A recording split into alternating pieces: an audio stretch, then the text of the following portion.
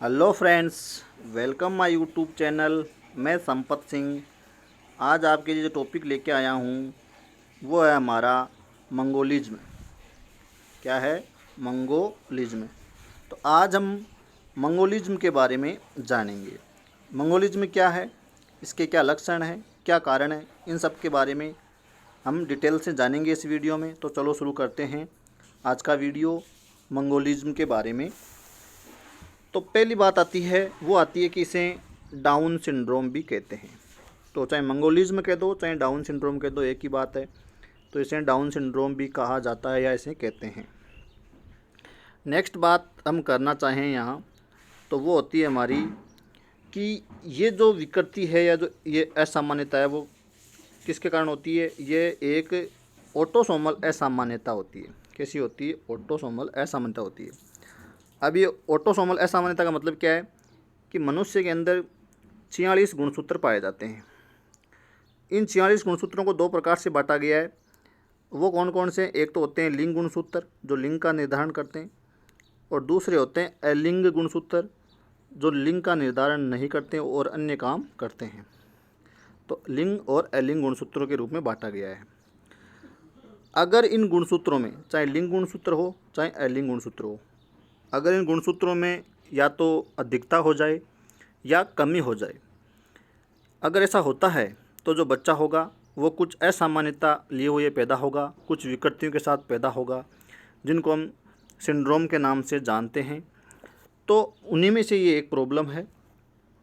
तो ये कौन से में शामिल किया गया है? इसको ऑटोसोमल असामान्यता में शामिल किया गया है। तो यहाँ गुणसूत्रों में अधिकता भी हो सकती है, कमी भी हो सकती है, जिससे क्या हो जाते हैं, विशेष प्रकार के सिंड्रोम हो जाते हैं, कुछ असामान्यताएं पैदा हो जाती है।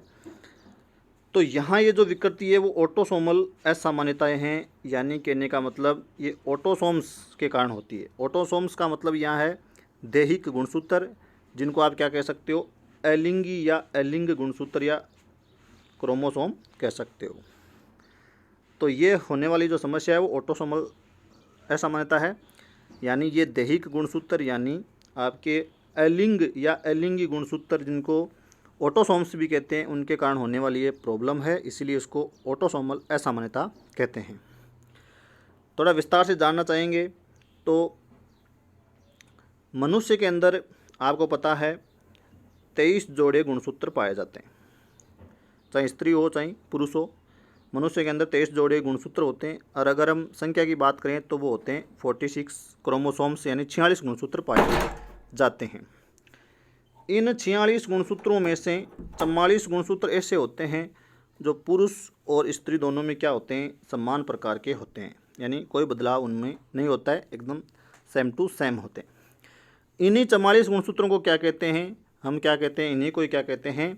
दैहिक गुणसूत्र या अलिंगी या अलिंग गुणसूत्र कहते हैं, जो लिंग का निर्धारण नहीं करते हैं और कोई अन्य काम करते हैं, जिसको अंग्रेजी में कहा जाता है ऑटोसोम। और इन्हीं के कारण होने वाली जो असामान्यता है उसको कहते हैं ऑटोसोमल असामान्यताएं। तो ये जो समस्या है वो दैहिक गुणसूत्र यानी अलिंगी गुणसूत्र यानी ऑटोसोम्स के कारण होती है, जो कितने होते हैं? आपके 44 होते हैं, जो स्त्री और पुरुष में क्या मिलेंगे? समान मिलेंगे। नेक्स्ट बात करें, 44 हो गए, टोटल हमको करने हैं 46। तो पुरुषों की बात करें तो पुरुषों में जो शेष 2 गुणसूत्र बच गए हैं, 44 तो ऑटोसोमल हो गए हैं यानी दैहिक गुणसूत्र हो गए, 2 गुणसूत्र बच गए हैं, वो कौन से होते हैं? वो होते हैं एक्स और वाई। एक्स गुणसूत्र होता है वो आकार में बड़ा होता है, और वाई है जो छोटा होता है। स्त्रियों की बात करें तो स्त्रियों में जो शेष 2 गुणसूत्र बच गए हैं वो होते हैं एक्स और एक्स, यानी ये दोनों ही क्या होते हैं? आकार प्रकार में समान होते हैं। अब टोटल अगर हम काउंटिंग करना चाहें पुरुषों में, तो पुरुषों में जो गुणसूत्र है वो 44 तो हो गए आपके दैहिक यानी अलिंग गुणसूत्र यानी ऑटोसोम्स, और 2 हो गए आपके लिंग गुणसूत्र जो लिंग का निर्धारण करते हैं, यानी एक्स और वाई। तो 44 और 2 ये होके टोटल जो हो गया वो मामला हो गया 46। महिलाओं की बात करें तो महिलाओं में 44 तो हो गया आपके ऑटोसोम्स यानी अलिंग गुणसूत्र यानी दैहिक गुणसूत्र, और 2 हो गए लिंग गुणसूत्र जो लिंग का निर्धारण करते हैं, एक्स एक्स। तो 44 और 2 ये इस प्रकार ये हो जाएंगे 46। जैसे आपको समझ में आ गया होगा बात कि ये जो 44 है 44 वो कैसे हैं? दैहिक है, अलिंगी है या ऑटोसोम्स है। जो स्त्री और पुरुष में क्या मिलेंगे, समान मिलेंगे। लेकिन ये जो पुरुष में अक्स वाई है और स्त्री में जो अक्स है, ये कैसे हैं, इनको कहते हैं लिंगी या लिंग गुणसूत्र या सेक्स क्रोमोसोम या एलोसोम। ये ऑटोसोम है, ये एलोसोम है, ये 44 है और ये कितने हैं, 2 है, यानी 1 जोड़ी है। और ये कितने हैं, 22 जोड़ी यानी 44 है। तो ये 22 जोड़ी यानी 44 कौन से, दैहिक अलिंगी या ऑटोसोम्स, और ये 1 जोड़ी यानी संख्या में कितने, 2 लिंगी या लिंग या सेक्स क्रोमोसोम या एलोसोम। अब अगर इन किसी में भी कोई प्रॉब्लम हो जाती है, कमी या अधिकता हो जाती है, तो ये सिंड्रोम पैदा होते हैं।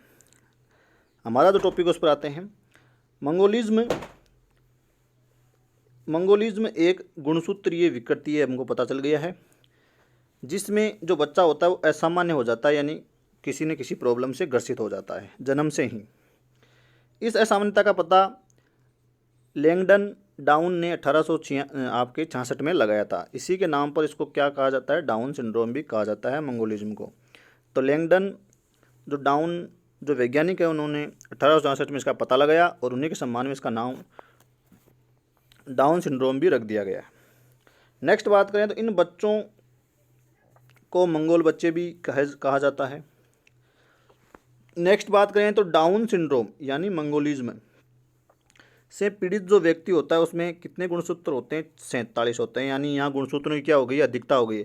नॉर्मली गुणसूत्र कितने होते हैं, 46 होते हैं, लेकिन डाउन सिंड्रोम यानी मंगोलिज्म बच्चों में इस गुणसूत्र कितने मिलेंगे, आपको 47 गुणसूत्र मिलेंगे। अभी हम पहले बात कर रहे थे गुणसूत्रों की अधिकता भी हो सकती है, कमी भी हो सकती है। तो यहाँ एक गुणसूत्र बढ़ गया है, 46 की तुलना में 47 गुणसूत्र हो गए हैं। ये गुणसूत्र कहाँ बढ़ता है, ये बढ़ता है आपका 21वें जोड़े में। टोटल 23 जोड़े हैं, जिसमें से 22 जोड़ी अलिंग है और 1 जोड़ी लिंग है। लेकिन यहाँ जो प्रॉब्लम हो रही है वो कौन से में हो रही है, 21वें जोड़े में हो रही है। ये भी ध्यान रखने वाली बात है। ये 21वें जोड़े में एक अतिरिक्त गुणसूत्र आने से, तो वैसे 46 होते हैं, एक अतिरिक्त आ जाएगा, 47 हो जाएंगे। तो इसको कहा जाता है 21वें क्रोमोसोम की ट्राइसोमी, यानी वहाँ होते तो नॉर्मली एक जोड़े में 2 है, लेकिन यहाँ 3 हो जाएंगे, इसलिए इसको कहा जाता है ट्राइसोमी के कारण होता है। नेक्स्ट बात हम करें तो डाउन सिंड्रोम यानी मंगोलिज्म की ये जन्मजात जो बीमारी है वो प्रति 600 बच्चों पर 1 के अनुपात में पाई जाती है। यानी 600 बच्चों में से 1 बच्चा ऐसा डाउन सिंड्रोम लिए हुए पैदा हो सकता है। कारण की बात करें, क्या कारण हो सकते हैं, तो ऐसी त्रुटि आमतौर पर 40 साल से अधिक उम्र की जो स्त्रियों में बच्चे पैदा करने पर होती है। जब महिला की उम्र 40 से अबो हो जाती है, ऊपर हो जाती है, फिर वो बच्चा पैदा करती है, तो ऐसे बच्चों में डाउन सिंड्रोम होने की संभावना बढ़ जाती है। क्यों? क्योंकि इन स्त्रियों में एक अतिरिक्त गुणसूत्र अंडजनन, जब oogenesis होता है, अंडजनन की क्रिया होती है, कि क्रिया में अर्धसूत्री विभाजन के समय जब गुणसूत्रों का अर्धसूत्री विभाजन होता है, यानी गुणसूत्र जब आधे रहते हैं, तो उस दौरान, क्योंकि पुरुष में और महिला में 46 गुणसूत्र है, लेकिन जब संतति में जाएंगे तो अर्धसूत्री विभाजन द्वारा आधे आधे होकर जाएंगे और फिर वो संतति में मिलकर वापस 46 हो जाएंगे। तो अर्धसूत्री विभाजन के समय त्रुटिवश अंडाणु में आ जाता है अतिरिक्त एक गुणसूत्र।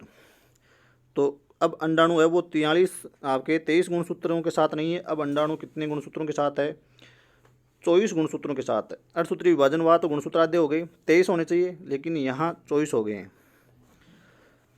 इसमें स्त्री के अंडाणु यानी ओवम में 23 की अपेक्षा कितने गुणसूत्र मिलेंगे आपको, 24।